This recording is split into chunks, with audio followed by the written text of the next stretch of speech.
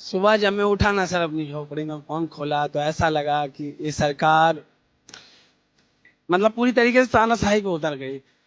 मैं कहता हूँ लोकतंत्र में ना अहंकार नहीं, संवाद होना चाहिए, और संवाद के दरवाजे दोनों तरफ से खुले होने चाहिए।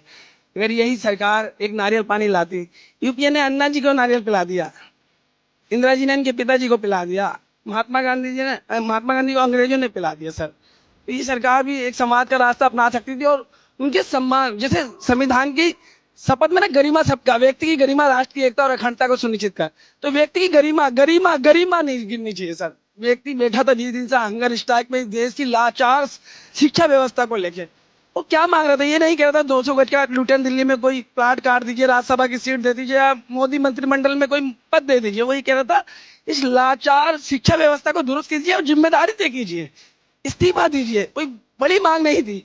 जिस तरीके से नए नवेले दिल्ली पुलिस कमिश्नर अनुराग कुमार जी आए और उन्होंने एक पुलिसिया डंडे और जूते से एक खूबसूरत लोकतंत्र को कुचलने की जो कोशिश करी, उसके वो बधाई के पात्र है। आज मुझे बहुत खुश होगा, उनके दरबार में उनको 100 नंबर मिले।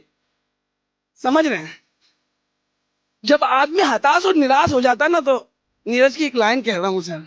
सपन जड़े फूल से, मीत चुबे सूल से, लुट गया सिंगार सभी बात के बबूल से। हम खड़े खड़े बाहर देखते रहे, कारवां गुजर गया गुबार देखते रहे।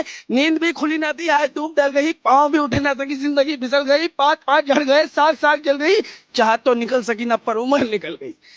समझिए सर इस दर्द को, इस तरह को, इस क्या सोच रहा है नीरज। ऐसे नहीं लिख रहे।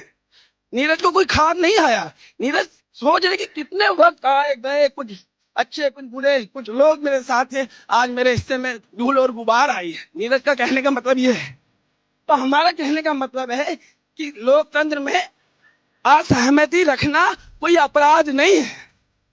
भारतीय संविधान तथा लोकतांत्रिक व्यवस्था में हमें अभिव्यक्ति अभिव्यक्ति का मौलिक अधिकार है।